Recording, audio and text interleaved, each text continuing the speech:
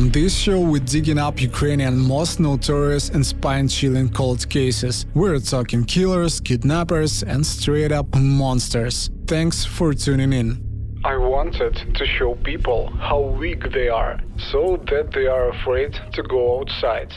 Anatoly Onoprienko has the blood of at least 52 victims on his hands. 10 of them were children. However, he admitted that his plans were much bigger. The monster was going to kill 360 more people, but the arrest stopped him from doing so. Anatoly Onoprienko was born on July 25, 1959, in the village of Lasky, Zhytomyr region. The boy became the second child in the family. His brother Valentin was 13 years older. It is not very clear why they decided to have another child, because these people were not happy. The reasons were being poor, violence and alcohol, and maybe, just maybe, another stuff. Onoprienko's father used to be a military officer. However, the medals he got for his service did not help him make a good life. He tried to earn extra money as a fireman, a driver, and tried to work in trades, but he ended up going to prison for small crimes. His wife also had a very little money. I mean, she worked with cows and pigs on farm, but you know. Eventually their life became full of fights and the man began to drink more and more often. The father was not kind to his children either. He always yelled at them and beat them. Here is just one situation to understand the picture. So once a drunken father was running after his oldest son, shouting, "I will kill you."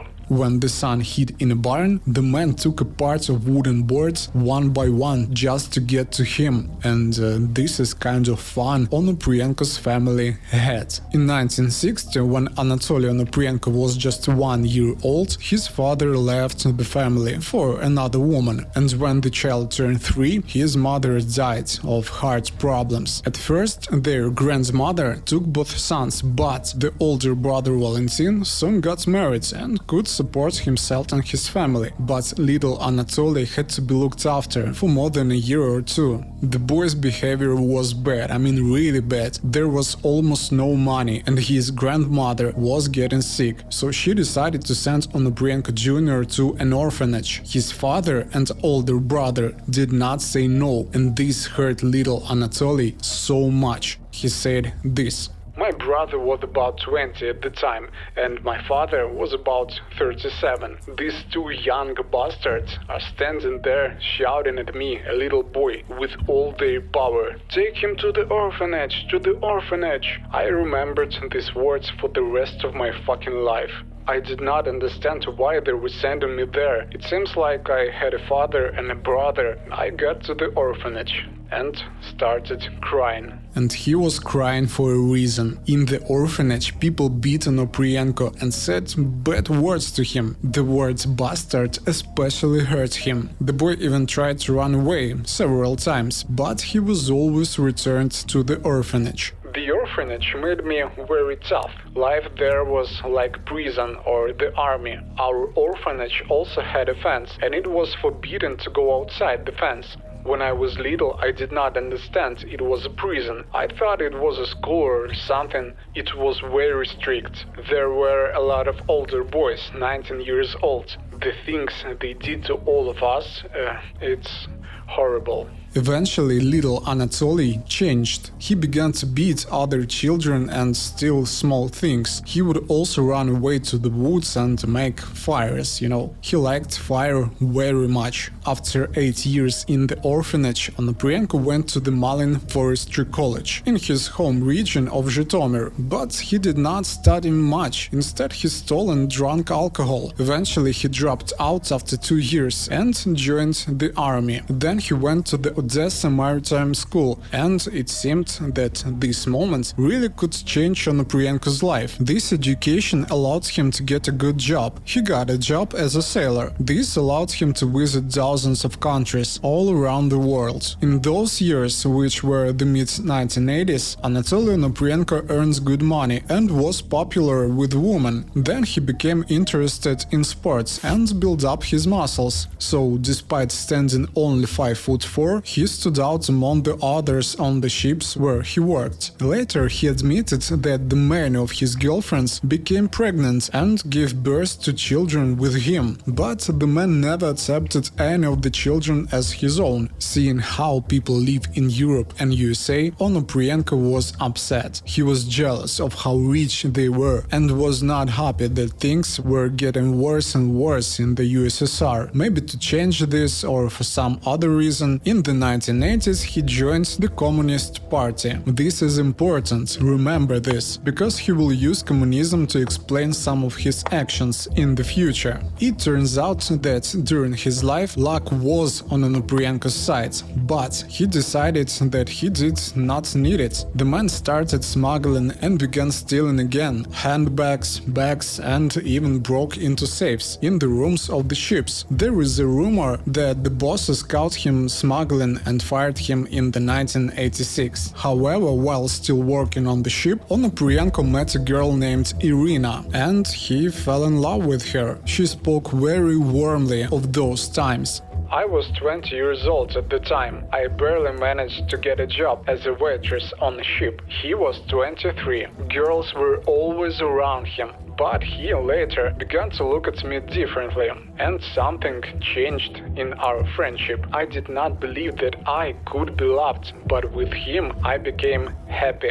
Eventually, the romance at work turned into a marriage. Irina and Anatoly did not officially marry, but simply lived together, and they had a son. They named him Dmitro. After leaving his job on the ships, Onoprienko worked at a fire station. He lived with his family in the village of Mayake, near the city of Dniprorudne, in the Zaporizhia region. The family had enough money, and Onoprienko's career was going up. He even found a new hobby. He bought a hunting gun and joined the Hunters and Fishers Club. But the happy family life failed. Onoprienko suddenly left Irina and their young son and moved to Dniprorudne. The woman said that it was because she stopped taking care of herself, saying that her husband did not like her anymore. But only Onoprienko himself probably knows if this was true. In Dniprorudne, he met Sergei Rogozhin, a former military man who had served in Afghanistan, but now worked on a farm. Both later said they became friends, but in reality, it was not just friendship that brought the men together. Experts who studied Onoprienko's story said that the man relied on the beast mentally. At first, he respected him, and then he was afraid of him. From time to time, Rogozhin and Onoprienko sold fruits and vegetables together in different regions of Ukraine. They moved them in boxes by car, but later Onoprienko suggested that they could make some extra money. Anatoly said that cars that stop on the highway at night are easy targets. People are tired at this time and pull over to the side of the road to sleep. Is that not the perfect target for a robbery? And Rogozhin agreed. He agreed even though he had a wife and 3 children. However, he had no idea how much further Onoprienko would go than a simple robbery. On June 14, 1989, Onoprienko and Rogozhin were returning from selling cherries. Right in the middle of their drive home, Anatoly suggested that they go to business and rob a car. The man began to look for the target. On the highway in the Dnipropetrovsk region, Onoprienko noticed a Zhiguli car with a trailer. It was exactly what the attackers needed. Onoprienko quickly explained what would happen next. He said he would take a gun, scare those in the car, and take everything valuable. At this time, Rogozhin was to drive slowly forward and wait for the signal. As soon as he received it, he was to return and pick up his partner. And so they did. Or maybe partly did. Onoprienko took the gun and went to the car, Zhiguli. Inside were a man and a woman. Later it was found that they were the Melnik family. They were sleeping when Onoprienko shot the man through the front window. The wife instantly woke up. She was ordered to get out of the car and move towards the forest. The woman got out, but not in silence as Onoprienko wanted. She began to call for help with all her power. The scream was stopped by a shot. Onoprienko shot her. as well. Then the attacker acted as if it was not the first time he had done this. He took the two bodies to the forest, covered them with earth and covered them with branches. He took all the valuable things he could find from the Zhiguli, drove the car away, poured gasoline on it and burned it. It took 40 minutes to do everything. Rogozin guessed that it was not just a simple robbery. He even tried to ask his friends what had happened, but he answered shortly, "None of your business." and that's all. The stolen things were later sold. Just a month later, on July 16, the criminals went hunting again. Another married couple became victims, but this time Onoprienko set fire not only to the car, but also to the dead bodies. The gang leader's strategy worked. The attackers managed to get away with not only money, but also valuable items. Anatoly suggested to Rogozin that they would sell the valuables later, so as not to cause suspicion. On August 16, 1989, Rogozin and Onoprienko set off in the direction of Odessa. Rogozin was sure that it was only to sell the stolen things, but Onoprienko had a different idea on the way. At night, in the highway in the Zaporizhia region, he saw a new target. A car was standing on the roadside in the dark. Onoprienko took his rifle, which he always carried with him, and went straight to the car. Inside was a family of 5. Noticing Onoprienko, the father was not going to give up easily. The man tried to fight him, but while he had a chance in a fist fight, he had no chance against a gun. At first, Onoprienko did not plan to kill. This time he really only wanted to rob, at least he said so himself. But the man's resistance and 4 witnesses played a role. Onoprienko shot all of them. He took the bodies to the grass and set them on fire. Suddenly, he noticed that one of the girls, a child, was still alive. So man took out a hunting knife and stabbed her several times in the back. He later described this action as almost an act of kindness. He said he did not want the girl to burn alive, so he finished her off with a knife. After that, Onoprienko got into the victim's car to drive it away and burn it. But on the way, he attracted the attention of police officer at a police station. But Onoprienko's luck was on his side. According to one version, he simply managed to escape. According to another version, he paid money to the police and was released. The murdered family added to the list of the beast's victims. Now it had the blood of 9 innocent people on its hands, and with that, fear settled in him. He was afraid that he would be caught, and he was also afraid that he could be killed by unknown people on the highway, just as he had done to his victims. In the fall of 1989, Onoprienko decided to run away from his fear. He made fake documents and left for Europe. He lived mostly in Germany, where he worked as a cook, a dishwasher, and then started stealing again. For stealing, he even served time in a German prison. In those years, Onoprienko wanted to become a German citizen, but he failed. He lived illegally and was eventually sent back to Ukraine. It happened in the spring of 1994. Upon his return home, Onoprienko was stopped, first by the police, because he was behaving strangely at the airport. Some say that the man stood on the leg for a long time. Others say that he was talking to himself. The police quickly sent him to a mental hospital, where he stayed for the 3.5 months. He was diagnosed with paranoid schizophrenia. Experts are still arguing whether it was true or a game. However, after leaving the hospital, Onoprienko went back to Germany, where he lived on the streets until he was sent back again in 1995. After he was returned to Ukraine, he first asked to live with his older brother and his family in the village of Narodichi. A month or two passed, but Anatoly could not find a job. Instead, he returned to his old hobby. He started robbing and killing again, but this time without a partner. At the end of October 1995, Onoprienko briefly went to Odessa, seemingly to make some money on a job. But this job turned out to be bloody and deadly. Then he killed an older fortune teller right in her house. Of course, he took everything valuable and burned the body. When he returned home to the Zhytomyr region, he decided to not slow down. His new victims were Alexander Svetlovsky and Galina Grishchenko. Onoprienko shot them dead in their car on the highway. However, the family did not suspect anything. Nina Onoprienko, the wife of the older brother, said, Anatoly seemed like a cultured, smart person. He stayed with us for several days. We have a cat. Anatoly loved her, slept with her. Once we watched a TV show about a father who hurt his daughters. Anatoly is saying, how is this possible? How can it be? Suddenly, in November 1995, Onoprienko changed where he lived. Like snow on his head, he moved in with his cousin Petro, who lived in Yavoriv, Lviv region. Petro's neighbor Dmitro described the events like this. They had not seen each other for 10 years. Anatoly said that he had his own gas station in France and Germany. I had just returned from Czech Republic and wanted to work for him. He said no problem. He would help me with a visa. He was a real guy, you know,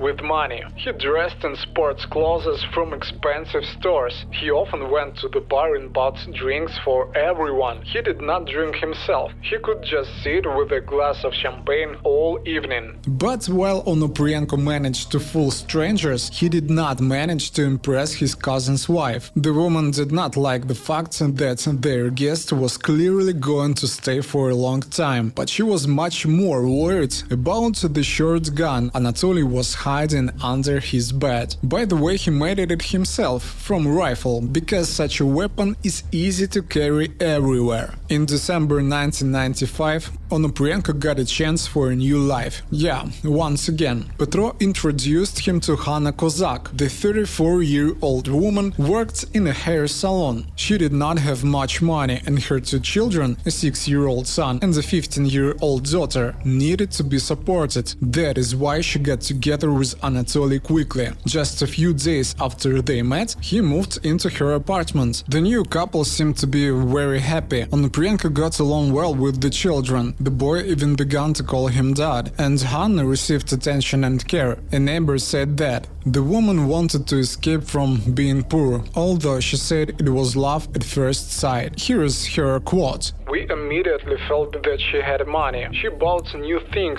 and had a light in her eyes. She said she was quitting her job and going to live abroad. I asked her what Anatoly did for a living and if he was married. She did not know anything. She was happy because he gave her flowers and massaged her in the bathroom. There were rumors that Anya was getting married and moving to Greece with Anatoly. But in reality, no one going to Greece, and all the money, all the gifts that Onoprienko's girlfriend and her children received were covered in blood. It was the blood of his victims. On December 24, 1995, Onoprienko briefly went to the village of Hamarnia in Zhytomyr region. There, he picked up his usual weapon, entered the yard of Zaichenko family and shot through the window. The first victim was 27-year-old Vadim Zaichenko. Then Onoprienko went inside. 25-year-old Yulia Zaichenko was still alive. She begged not to kill her because she had children, but Onoprienko did not care. He left the gun, took a knife from the kitchen and stabbed her to death. He did it several times in the neck and stomach. Then he looked at the child, little Borya. In a few seconds, the child was gone. He killed tiny 3-month-old Oleg with a pillow and then set the bodies on fire. This is what the maniac himself said about it. I came to Malin to draw a cross on the map of Ukraine, made of the points of murder. I do not know why I killed the children, just don't know. After returning to the Lviv region, the serial killer began to terrorize the village of Bratkovichi. On December 31st, 1995, the maniac stood at the door of the Krychkov family's house. Their twin daughters had just come to visit their parents to spend the holiday season together. However, the New Year's Eve ended tragically. Onoprienko shot first the parents and then the daughters. One of the sisters tried to hide under the table in the room. The girl was trying not to scream. She beat her hand to the bone trying to not make a sound, but the maniac eventually found her. Then everything happened according to Onoprienko's typical plan. Go through the house, take everything valuable, even warm clothes, and of course, jewelry. For example, Onoprienko noticed a gold ring on the finger of the twins' mother. He could not remove it, so he cut off the finger to get what he wanted. Yeah, just in Bratkovice, the serial killer took 12 lives, and a total of 39 people became his victims between October 1995 and January 1996. Anatoly Onoprienko committed his last crime on March 22, 1996. His victims were residents of a house in Busk in the Lviv region. The killer arrived there by bus and chose the house almost by accident. It just seemed to him to be a place where he could steal a lot. 4 people were inside: the Novosad couple, the wife's deaf sister, and a young daughter. Onoprienko was very cruel this time. He did not just shoot the victims. The maniac was saving bullets, so he could not kill some of them with a single shot. He used knives and heavy weights. To end it all, he killed a small dog, which he left dead in the corridor. At this moment, in total, he had 52 victims. And you should ask what the police have been doing all this time. Why could they not catch Onoprienko for years and prevent so many deaths? The fact is that for a long time the police did not see any connection between the attacks at all. Onoprienko appeared in the territories of Zhytomyr, Zaporizhia, Odessa and Dnipro regions. Later, Kiev, Lviv and Rivne regions were added. Also, not all of his actions were labeled correctly. For example, the shooting and robbery of 2 people on the highway near the village of Malin in Zhytomyr region was labeled as destruction of private property because Onoprienko set fire to the car. It was only in January 1996 that the investigation admitted that the terrible robberies, shootings and fires that had happened recently could be the work of one person. This happened after the tragic events in the village of Bratkovice in the Lviv region. The first to realize the connection was Major General Viktor Korol, who led the team to find the maniac. Here is his quote. When the crime in Bratkovice became known, I asked for permission to go to the site personally. I left Kiev through the Zhytomyr region. That is when I first thought about some kind of connection. Both cases involved shooting and fire, wild cruelty. We could not yet know who was shooting by the way they shoot, where they were standing, and some other details were very similar. Of course, there were no official reasons to join their cases right away, but our intuition had already worked. Then the police began to think about a maniac traveling around Ukraine. The police collected data from all regions. They began to draw up a table with the style of the crime. They found out that the maniac acted alone. In 2 places, they found prints of men's Kraus boots. Usually, there were no fingerprints. The suspect used a 12-gauge smooth gun. 2 witnesses were also found, one in the Lviv region, the other in the Zaporizhia region. They give few details, but even so, a description was drawn up. The police tip sounded like this. Approximately 160 to 165 centimeters tall, normal build. He wears shoes of size 41.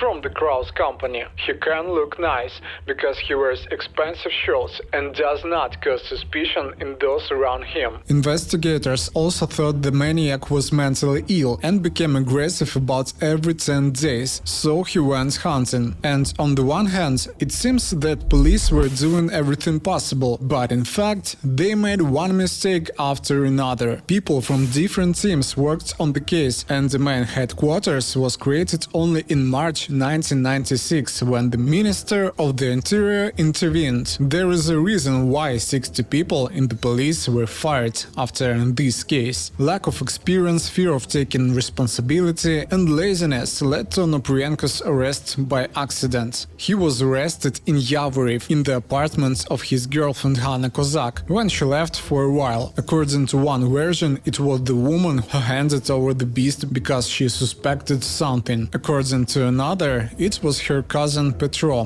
who did it. In any case, the policeman came to the apartment. Onoprienko opened the door in his underwear and he was arrested. Inside they found a lot of things that were stolen. It was April 14th, 1996. During the investigation and at the trial itself, Onoprienko calmly described what he had done. Ruslan Sushko, a police officer who had personally talked to the beast, said, "He told me a lot, told me about himself. I cannot say that he is some kind of monster in communication, that it is clearly obvious. Absolutely not. You cannot see who he really is. On the outside and in communication, he is an ordinary person, grey, average. Like all maniacs are, an average person in everything. His story is very similar to that of other serial killers. Unstoppable desire to kill." It has never been possible to find out exactly why Anatoly Onoprienko started killing. "I do not know why I did 52 murders. It is not like I killed a person just once. I did not like a person, I killed him. Or I was angry with someone and killed them. This is 52 people killed for nothing. I did not know them at all. These people. I am a simple man, I am not a superman, I am not some kind of maniac. There is nothing like that in me. During the investigation I said that I killed people for robbery. I did not. I did not kill for robbery. How could these murders start from nothing? These murders were also cunning. 9 murders were committed in the Soviet Union and I went abroad. I live abroad with 9 murders. I was baptized there by Mormons, American faith. I was interrogated by CIA, Interpol, and after these 9 murders, another 40 murders. The maniac himself explained his actions by outside influence, saying that he heard voices giving him orders. These higher powers allegedly ordered 3 series of murders. The first 9 people for the dying communism, the second 30 people against neo-nationalism, and the third series of victims was supposed to protect humanity from the plague of the 21st century. Onoprienko was allegedly instructed to take another 360 souls, but he was arrested, so he could not finish the task. After looking at Onoprienko's condition, doctors decided that he had schizophrenia, but the maniac was found to be sane because at the time of the attacks, he clearly knew what he was doing and could later describe it in detail. And you know what? Experts still do not have one opinion on the diagnosis. Some believe that Anatoly is just a great actor. At the trial, he said, "I have never regretted anything, and I do not regret it now." Onoprienko's case took up 99 books. The trial began in November 1998. It lasted for 4 months with short breaks. The verdict in the case took 4 weeks, 7 days a week. The judge read it out for 12 hours. On April 1st, 1999, the court sentenced him to death by shooting. But this never happened. In the year of 2000, Ukraine stopped the death penalty. Now Onoprienko is in a prison for life. He was placed in a single cell in Zhytomyr prison number 8. Volodymyr Antonyuk, the head of the sector for life prisoners, described him as a specific prisoner who does not get along with anyone. Therefore, he was locked in a separate cell for safety reasons. He behaved calmly, read all the books in the prison library. He never refused to read newspapers, but he asked to take TV out of his cell, seemingly because of his poor eyesight. But according to prison staff, there were also strange moments. Here is a quote. "He talks to himself, he has such moments, but otherwise he behaves very well. He is calm. There are no comments to him." He did not want to work in prison and he walked very little. He ate only what was given to him in prison. No one ever came to visit him or even called. But in 2013, he was happy to receive visits from journalists. He was eager to talk about the past and he kept talking about the outside influence. Quote, "When I do this, there is an abnormal state, not my state. It is inhuman. And when it passes, I feel like a human again. It goes away. I become human again. I do not know. I might have had some kind of influence. but I still do not know. These are tricky influences. There are many different forces on Earth that can be in space, and not only in space, that can influence a person. But I know that I would never do it myself. Maybe I need to do some experiments on me. Maybe they will somehow hypnotize me or inject me with some kind of drugs, I don't know. In 2016, Onoprienko would have been able to ask the president for a pardon, but he promised that he would not to do so, because he had finally realized that he had done. Quote, I will not ask for pardon. I am a murderer. No matter how you say it, I am a murderer. I know it is bad. And those who have committed as many murders as I have never ask for pardons. For me, it would be better to be shot. The death penalty. I am sick in prison. I do not want to die now. It is important for me to find out why it happens, how it happens. Since I have been in prison for so long, maybe someday it will become known. Not to be realized to live in freedom, but to find out. I admit that maybe my fate is such that I repeat the same thing over and over again. Fate repeats itself. I would not want to have this in my next fate, next life. Murder again. Of course I repent. It is more than 100% that I repent. It is impossible to do such things. It is impossible to do this.